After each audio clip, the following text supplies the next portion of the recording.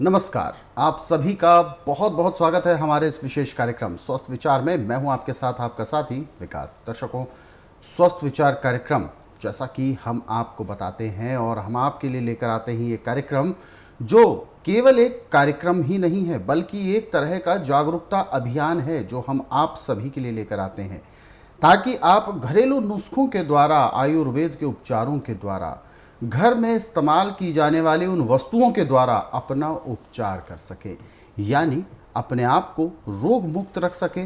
अपने जो रोग आपको हुए हैं पहले से, उन रोगों की रोकथाम कर सकें और साथ ही साथ वातावरण से जो हमें प्रदूषण और दूषित चीज़ों की वजह से जो चीज़ें हमें परेशानियां उत्पन्न होती हैं, उससे हम अपना बचाव कैसे कर सकते हैं, वो सारी जानकारी आपको इस कार्यक्रम के माध्यम से दी जाती है। क्योंकि आयुर्वेद आज से नहीं बल्कि प्राचीन काल का एक ऐसा ग्रंथ है जिसका उत्सर्जन हमारे ऋषि मुनि, हमारे पूर्वजों द्वारा हुआ है, और गहन अध्ययन, गहन रिसर्च के बाद जो नुस्खे निकल कर आते हैं उनके द्वारा हम अपने आप को बहुत अच्छा कर सकते हैं, अपनी सेहत, अपनी तंदुरुस्ती को बेहतर बना सकते हैं। क्या है वो राज, कैसे हम निरोगी रह सकते हैं, क्या है वो मूल मंत्र, वो सारी जानकारी आपको इस कार्यक्रम के माध्यम से दी जाती है। और इन सभी विषयों में हमारा मार्गदर्शन करते हैं जाने माने आयुर्वेद के ज्ञाता, गायत्री सिद्ध पंडित श्री लक्ष्मण दास रतन भारद्वाज जी। चलिए सबसे पहले गुरु जी का स्वागत करते हैं, कार्यक्रम की शुरुआत करेंगे। नमस्कार गुरु जी। नमस्कार। दर्शकों, आयुर्वेद एक ऐसा प्राचीन हमारा चिकित्सा पद्धति है जिसके बारे में हम सभी जानते तो हैं, लेकिन उसको मानते भी हैं, लेकिन उसके बारे में, उसके लिए हम उसको फॉलो नहीं कर पाते हैं। शायद हमारा कुछ अपवाद है या हमारे अंदर एक आलस है जिसकी वजह से हम आयुर्वेद को फॉलो करने में हिचकिचाते हैं। क्योंकि आज के इस दौर में इसके कई कारण हो सकते हैं। समय का अभाव है, काम के बोझ के तले हम इतना ज़्यादा दब चुके हैं, इतना ज़्यादा हमारे ऊपर बोझ है काम का, समय का हमें बहुत ज़्यादा अभाव रहता है। या अगर हमें समय मिले भी तो हमें जानकारी का अभाव रहता है, हमें पता ही नहीं है कि हम किस तरीके से अपने स्वास्थ्य, अपनी सेहत को बहुत अच्छा रख सकते हैं। अपनी प्रतिरोधक क्षमता को मजबूत करके हम एक ऐसे सुरक्षा घेरे को तैयार कर सकते हैं जिसके अंदर कोई भी रोग प्रवेश ना कर पाए। लेकिन ये होगा तब जब आपको हर चीज़ के बारे में नॉलेज होगी, ज्ञान होगा। इसीलिए हमारा मार्गदर्शन इस कार्यक्रम में गुरुजी के माध्यम से किया जाता है, और हम आप सभी को याद भी दिलाते हैं कि जब भी आप इस कार्यक्रम को देखने बैठे तो कॉपी और पेन लेकर ज़रूर बैठा करें।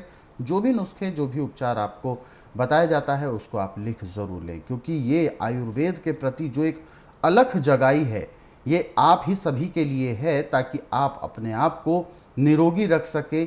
निरोगी रहने का मूल मंत्र आप इस कार्यक्रम के माध्यम से जान सकें। तो बहुत ज़्यादा देर ना करते हुए शुरू करते हैं आज के इस नए विषय पर चर्चा। गुरु जी, आज के इस अंक में हम बात करने जा रहे हैं हिचकी को लेकर। हालांकि हिचकी को किसी रोग की श्रेणी में तो नहीं रखा जाता, क्योंकि एक सामान्य, एक परेशानी की है। लेकिन जब ये स्वाभाविक हो जाती है, बिना किसी कारण के, जब हिचकियां स्वतः ही आने लगती हैं और समाप्त नहीं होती हैं, तो बड़े से बड़े डॉक्टर्स भी फेल हो जाते हैं, लेकिन हिचकी को समाप्त नहीं कर पाते हैं। ये बहुत रेयर चांस होता है जब हिचकी उत्पन्न होती है। तो सबसे पहले मैं ये जानना चाहूँगा, इस तरीके से हिचकी परमानेंट हो जाती है, इसके पीछे क्या कारण हो सकता है? देखिए, हमारा सारा जीव का चुटकुरापन है। जी जब पेट को हम कूड़ेदान समझते हैं और जो चीज़ आए मुंह में डाल के पेट में डालने की कोशिश करते हैं, जी और जो चीज़ आपकी तकसीर के विपरीत है वो जाके आपको हिचकी पैदा करती है। और ये हिचकी ऐसी होती है कि ना तो आप दिन में आराम कर सकते हैं, ना रात को सो सकते हैं। बिल्कुल। आदमी परेशान हो जाता है। मेडिकल साइंस तो इंजेक्शन लगा के थोड़ी देर के लिए इसको बंद करती है,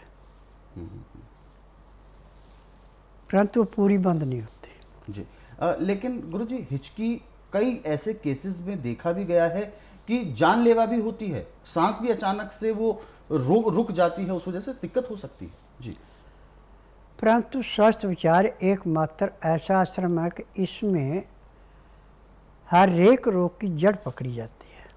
जी जब गले के अंदर खुश्की पैदा हो जाती है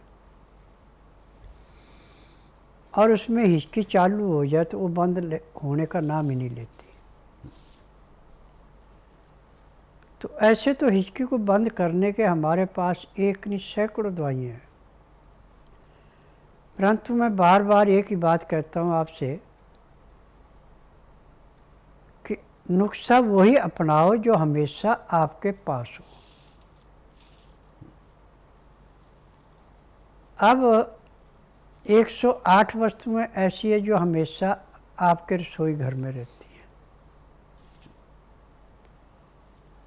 और इन्हीं से हर एक रोग का उपचार होता है। जब किसी की हिचकी बंद होने का नाम न ले तो आप 5 ग्राम उड़द साबुत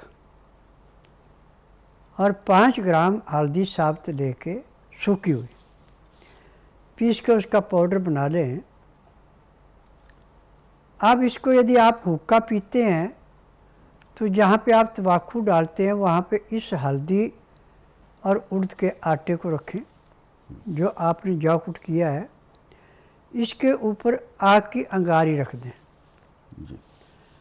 और इसका धुआं खींचें, मुंह से खींचे, नाक से निकालें। आपके 2 बार के धुआं खींचने से ही आपकी हिचकी बंद हो जाएगी। और मेरा एक रोगी के ऊपर आजमाया हुआ नुस्खा नहीं है, मैंने पता नहीं कितने लाखों रोगियों को इसके ऊपर आजमाइश किया और सब जगह सफलता मिली है। मेरा नाम के शर्मा है, मेरी उम्र 45 वर्ष है। मैं काफ़ी बीमार चल रहा हूँ। पहले मुझको बुखार आया था, उस बुखार के तुरंत बाद मुझे मालूम चला कि मेरे लंग्स में पानी भर गया है और मुझे इमीडिएटली हॉस्पिटल में एडमिट होना पड़ा। और 1 हफ़्ता एडमिट होने के तुरंत बाद मालूम चला कि अब मेरी तबीयत ठीक हो रही है।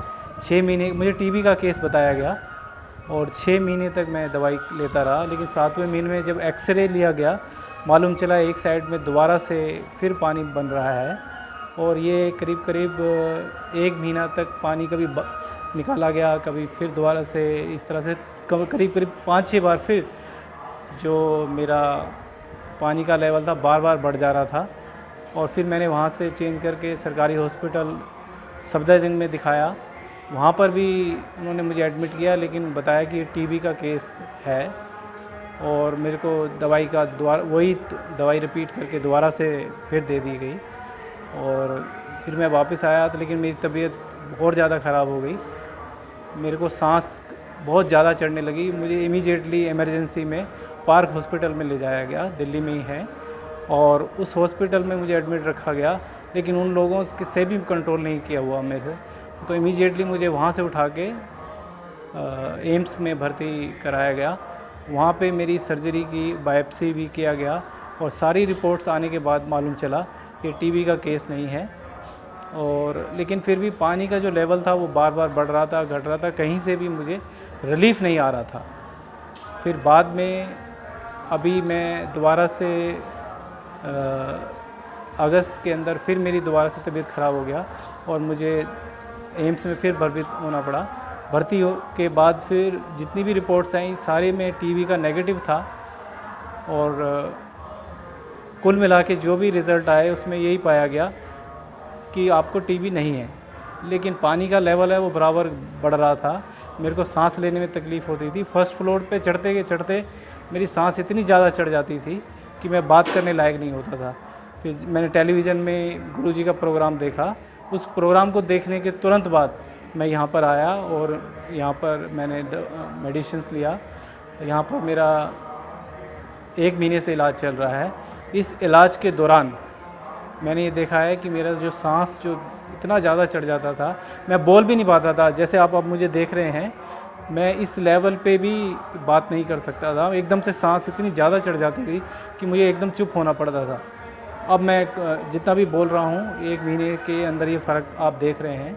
इसके अलावा मैं वॉकिंग करते वक्त भी मेरे को काफ़ी सांस चढ़ जाती थी और पानी का लेवल था वो लगता था कि वो काफ़ी बढ़ रहा है, लेकिन 1 महीने के अंदर मैंने देखा है कि ऐसा कुछ नहीं है। और लेवल जो पानी का है वो कम लगता है मुझे। और गुरुजी से अभी मेरी बात हुआ है, उन्होंने बोला है कि अगले 1 महीने के अंदर आपका काफ़ी फ़र्क नज़र आएगा। और एज़ ए होल मैं समझ रहा हूँ कि पहले से काफ़ी मेरे अंदर परिवर्तन हुआ है और ये बीमारी है काफ़ी कम हो रही है। मेरा नाम रजनी है, मैं गोल मार्केट से आई हूँ और मुझे खाने से बहुत तकलीफ़ होती थी। जैसे पहले गिराई से ही मेरा सांस रुक जाता था और इतना कि आता ही नहीं था।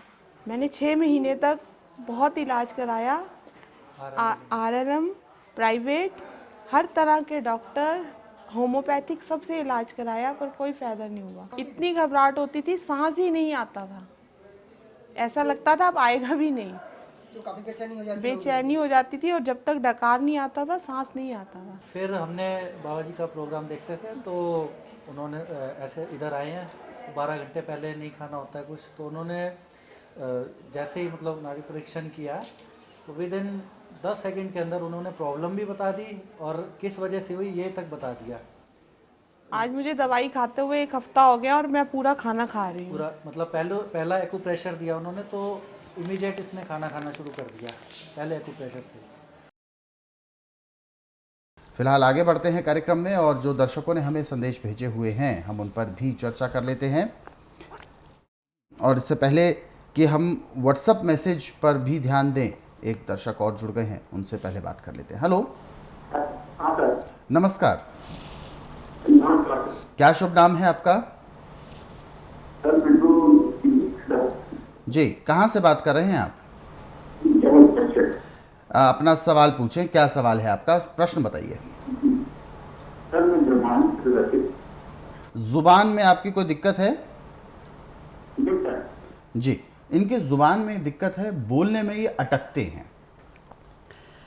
देखिए, स्वस्थ विचार एकमात्र आश्रम ऐसा है कि ना तो रोगी मुंह से बोलता है कि मुझे तकलीफ़ है, ना कागज पत्तर लाना पड़ता है। यहाँ का नियम है कि बुधवार की मैं छुट्टी रखता हूँ, गुरुवार से लेकर मंगलवार तक नाड़ी परीक्षण करता हूँ। नाड़ी परीक्षण में पैर के तलुए से सिर के बाल तक की MRI, CT scan, X-ray, ultrasound, ECG, sonography सब कुछ 5 सेकंड में हो जाते हैं।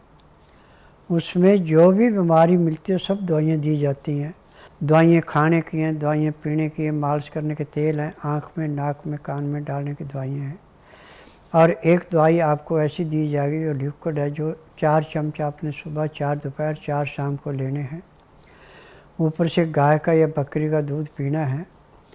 तो आपकी जुबान की जो रुकावट है वो ऐसे समाप्त होगी जैसे जलती अग्नि में पतंगा नष्ट होता है। ऐसी सारी अड़चन समाप्त होकर आप धारावाहिक बोलना शुरू कर देंगे। क्योंकि दवाइयों के अंदर गुण है, मेरे हाथ में नहीं गुण। मैंने जो दवाइयाँ सीखी हैं मैं उनके ऊपर भरोसा करता हूँ और गारंटी से करता हूँ। आज मुझे 10,000 जड़ी बूटियों की पहचान है जिनसे मैं दवाइयाँ बनाता हूँ और दवाइयाँ बनाने की मेरी अपनी फैक्ट्री है। मैं किसी की बनी बनाई दवाइयाँ नहीं बेचता। किसी भी तरह का रोग है, कोई भी शारीरिक कष्ट है, चाहे वो आपके ज़ुबान से संबंधित हो, चाहे अंदरूनी अंगों की वजह से आप प्रभावित हों, रोग कैसा भी है, कोई सा भी है, आपका रोग बिल्कुल ठीक होगा। बस ज़रूरत है स्वस्थ विचार आश्रम तक आने की, क्योंकि बिना नाड़ी परीक्षण के आपके रोग के ऊपर कोई भी आपको सलाह नहीं दी जाती है। हालांकि रोग जब सामान्य होता है, शुरुआती दौर का होता है, तो उसको आप घरेलू उपचार के माध्यम से ठीक ज़रूर कर सकते हैं। लेकिन जब रोग पुराना हो जाता है तो औषधियों के माध्यम से, जड़ी बूटियों के माध्यम से ही उन रोगों को ठीक किया जा सकता है। इसीलिए गुरुजी हमेशा बताते हैं कि जब भी आपको बड़े रोग से आप पीड़ित हों, जिस रोग को लेकर आप निराश हो चुके हैं, डॉक्टर्स ने हाथ खड़े कर दिए हैं, ऐसे तमाम रोगी स्वस्थ विचार आश्रम आए। एक उम्मीद भरी किरण आपको ज़रूर नज़र आएगी, जिस वजह से आप अपने रोग को जड़ से दूर कर सकेंगे। अधिक जानकारी के लिए आप हेल्पलाइन नंबर्स पर कॉल भी कर सकते हैं। फिलहाल आगे बढ़ते हैं, दर्शक हमारे साथ हैं लाइन पर, आइए उनसे भी बात करते हैं। हेलो, हेलो, नमस्कार। हाँ जी, नमस्कार जी। क्या शुभ नाम है आपका? मेरा नाम अनिल। कहाँ से बात कर रहे हैं आप? मैं रोहिणी से बोल रहा हूँ जी, गुरुजी सुन रहे हैं आपको, बताइए क्या सवाल है आपका? सवाल ये है कि मेरी बता दें। ऑटिज्म की प्रॉब्लम है आपको, और ऑटिज्म यदि है तो आपको क्या बचपन से है या बाद में हुआ है? गुड़िया को है, मेरी गुड़िया अच्छा, बच्ची को है आपकी। जी गुरुजी, बच्ची को ऑटिज्म की समस्या है, बोलने में तकलीफ होती है। देखो ऐसा है, मेरे लिए हर एक रोग ऐसा है जैसे खेत में से गाजर मूली निकालना। और ना तो यहाँ पे रोगी बोलता है मुंह से कि इसको ये तकलीफ़ है, ना कागज पत्तर लाना पड़ता है। यहाँ का नियम है कि जिस दिन आना उस दिन बुधवार नहीं होना चाहिए, गुरुवार से लेके मंगलवार के बीच में आना। जिस दिन आना उस दिन रात्रि 10 बजे तक खा पी के दातन कूला करके बड़ी इलायची मुंह में रख के चूसते रहें। सुबह 9 से 10 के अंदर नामकरण कराएं। 10 से 12 में नाड़ी परीक्षण करता हूँ। नाड़ी परीक्षण में पैर के तलुओं से सिर के बाल तक की MRI, CT scan, X-ray, ultrasound, ECG, sonography सब कुछ 5 सेकंड में हो जाते हैं। फिर उसमें जो भी दवाई दी जाती है वो दवाइयाँ ऐसे काम करती है जैसे डूबते को तिनके का सहारा दिया जाए, वो किनारे लग जाता है, ऐसे रो करता है। और मेरी दवाइयों की विशेषता है कि आंधे को दिखाना, बहरे को सुनाना, गूंगे से बुलाना, बांझ से संतान उत्पत्ति करवाना, नमर्द को मर्द बनाना, अनहोनी को होनी करके दिखाना, बांझ से संतान उत्पत्ति करवाना। जो कार्य कोई नहीं कर सकता वो कार्य करके दिखाना। यदि आप बच्ची को लाते हैं, नाड़ी परीक्षण कराते हैं, तो मैं दावे से कह सकता हूँ कि 15 दिन में ये आराम से बोलना शुरू कर देगी। बिल्कुल। तो दर्शकों, स्वस्थ विचार आश्रम में जैसा कि गुरुजी ने बताया, हर एक रोगी का उपचार बिल्कुल संभव है। जो डॉक्टर्स ने जिन रोगों को लेकर हाथ खड़े कर दिए हैं, सॉरी कह दिया है, या इस तरीके से कहा है कि बहुत लंबा उपचार चलेगा, या उन्होंने डॉक्टर्स में जो आपने रिपोर्ट्स दिखाई हैं या जो रोग का चेकअप आप करा रहे हैं, लंबे समय से आप इलाज करा के थक चुके हैं, सभी जगह से आप हार चुके हैं, ऐसे रोगियों का उपचार भी स्वस्थ विचार आश्रम में बिल्कुल उपलब्ध है। और जैसा कि गुरुजी कहते हैं डंके की चोट पर कि हर प्रकार के रोग को मैं ठीक कर सकता हूँ नाड़ी परीक्षण करने के बाद। नाड़ी परीक्षण यानी नब्ज चेक की जाएगी, उसके बाद ही आपके सभी रोगों को ठीक किया जा सकता है। और औषधियाँ यानी जड़ी बूटियों के माध्यम से जो औषधियाँ तैयार की जाती हैं, उसके माध्यम से आपके हर एक रोग को बिल्कुल ठीक किया जा सकता है। इसके लिए बस आपको स्वस्थ विचार आश्रम आना है।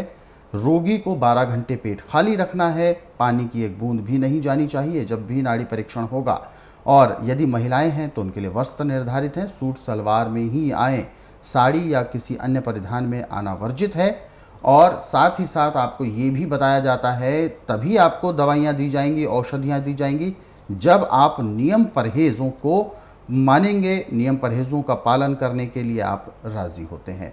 ऐसी तमाम जानकारी, जो बारीक जानकारियां हैं, इनको आप हेल्पलाइन नंबर्स पर कॉल करके जान सकते हैं। नंबर आपकी टीवी स्क्रीन पर है। सुबह 10 बजे से शाम 5 बजे के बीच में आप कॉल कर सकते हैं। फिलहाल कार्यक्रम में वक्त इशारा कर रहा है विशेष उपचार का। कॉफ़ी और पेन लेकर आप तैयार हो जाएं, क्योंकि गुरुजी से हम अनुरोध करेंगे बताएं आपको आज का विशेष उपचार।